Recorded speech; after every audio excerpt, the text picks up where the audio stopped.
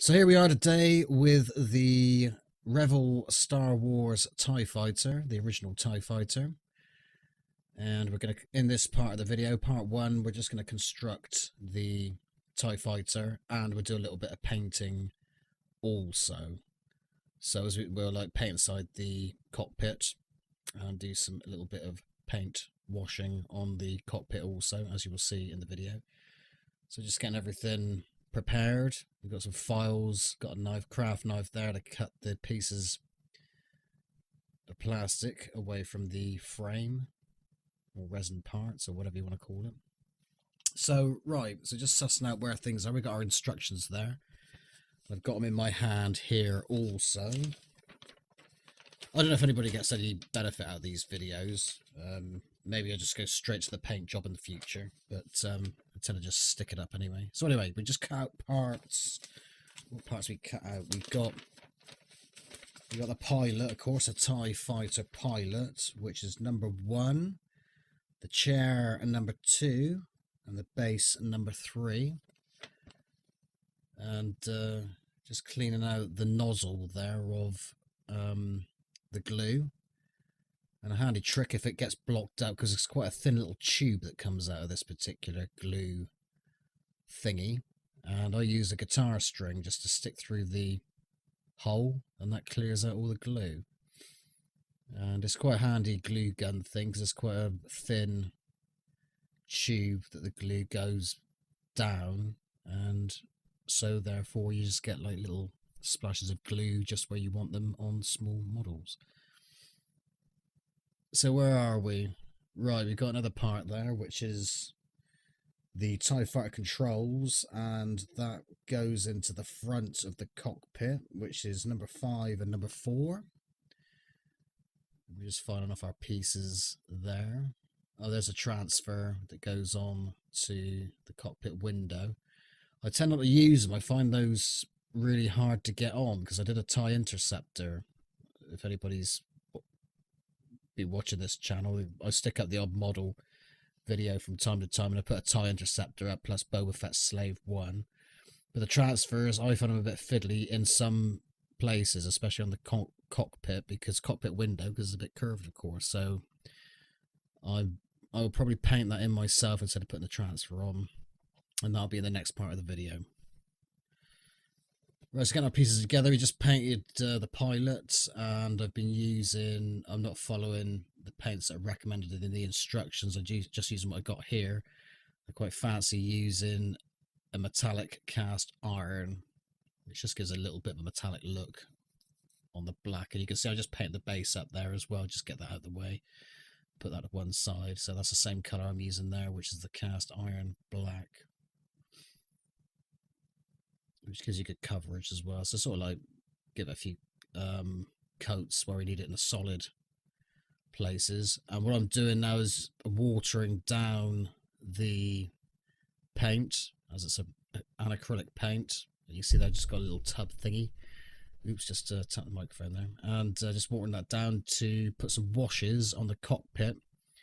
So just applying with a paintbrush there and wiping away with a cotton wool bud or Q-tip, just so that the paint kind of hangs around in the recesses. It gives a kind of worn look, and it shows up the details in the model. So you'll be familiar with this technique. It's a very common technique, and I use it a lot in models on this channel also. So now we've got the cockpit nearly ready with the washes, and we will start to assemble the cockpit and glue it together, ready to put inside the main TIE Fighter body. So of course it's best to paint these parts because they will be housed inside the main TIE Fighter body.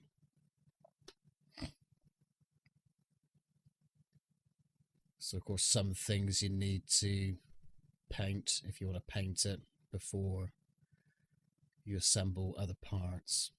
So just gluing it together there, and there we are. We got the cockpit ready to insert into the main body of the TIE Fighter. I forgot to say that some of the parts that make up the cockpit, which we haven't mentioned, is number 6 and number 7, along with number 8, which is the back of the TIE Fighter. Right, so now we're cutting out the main body of the TIE Fighter, or that middle section, which is 9 and 13. But before we put the pieces together, we've got a piece number 12, and we've got our transparent pieces, which is the cockpit lid, which is transparent, and we've also got the cockpit glass windshield at the front.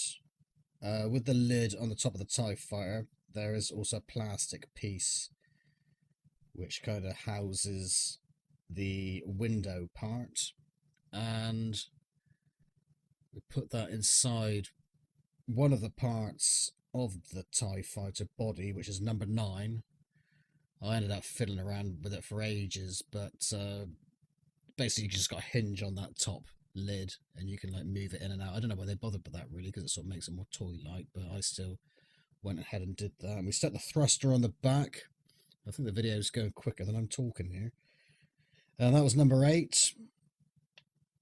Put it all together with the cockpit windshield, number 14, and 11 for the top, I think I said, and number 10 for the top, on top of the lid. So now we're on to the wings. So number 16 and 18 for the 2 wings, plus 17 and 19 for those 2 attachments that go on to the wings of the TIE Fighter. So that's it for now in this part of the video. You can see there's some other models that we've done in some other videos. I got the Slave 1 out because I just wanted to paint the base of the Slave 1 the same colour as the base of the TIE Fighter we're doing. So I just got that out just to do that while I was there doing the paint job and had the paint out. We've got the TIE Interceptor, which some of you might have seen, which we did over Christmas, I think over a year ago now. Christmas 2018, I think. There's Slave 1 again. So in the next video, we'll get everything together and we'll obviously paint the wings of the TIE Fighter. There's another model there. The female mechanical soldier garage kit. Yeah, so we're just waiting there. And in the second part, we will paint out the wings and paint the whole TIE Fighter and assemble the whole thing, and that'll be the finished piece. So there's Astro Cat. She's hungry, she wants something to eat. So see you in part 2 when we finish off the TIE Fighter.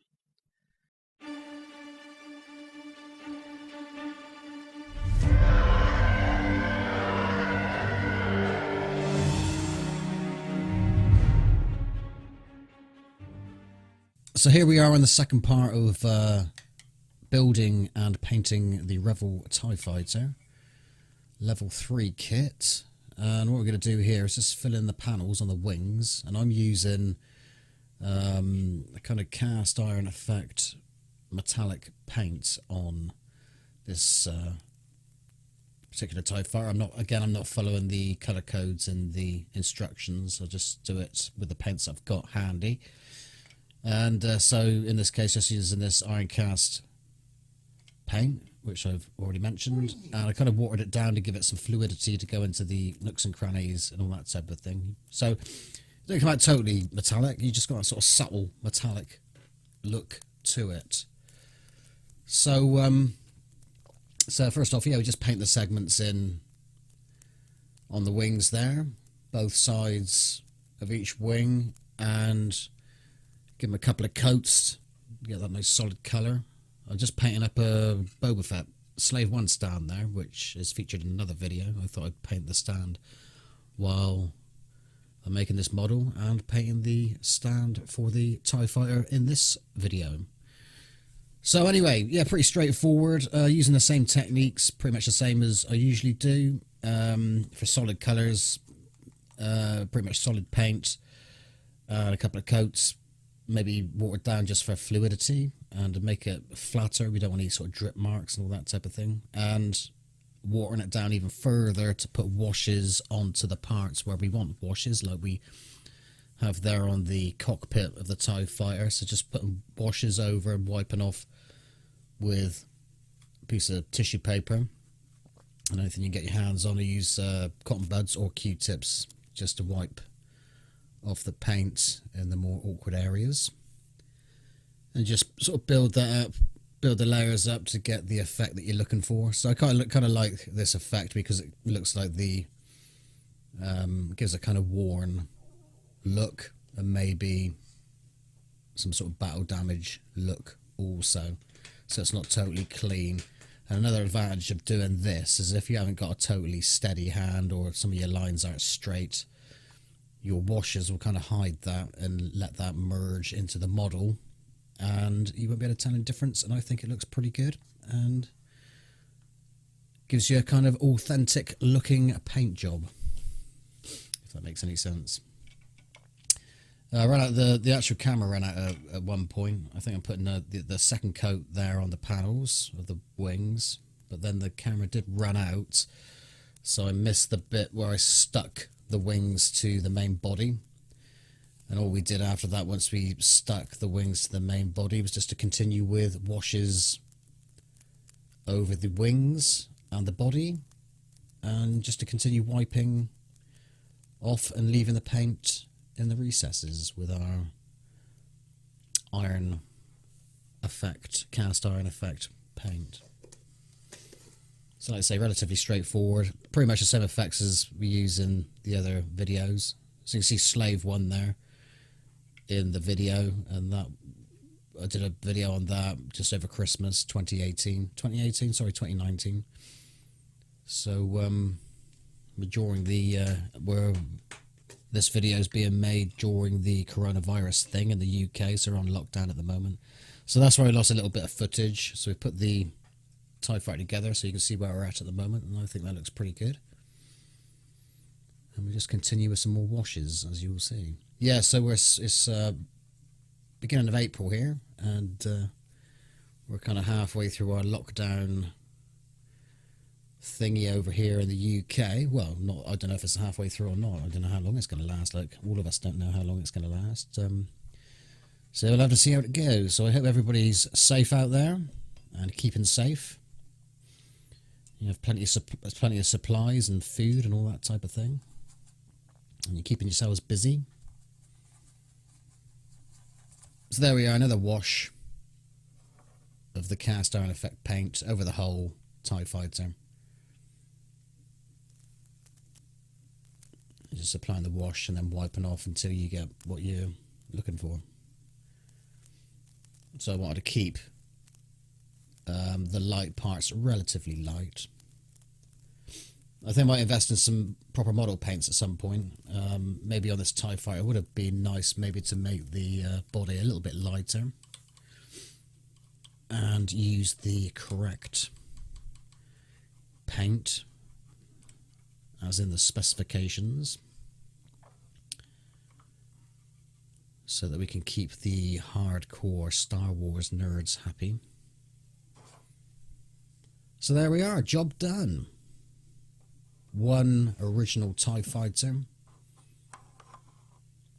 Revell kit, painted up, ready to go. And there we are. So you enjoyed the video. Thanks for watching. Keep safe and see you soon. Over and out for now.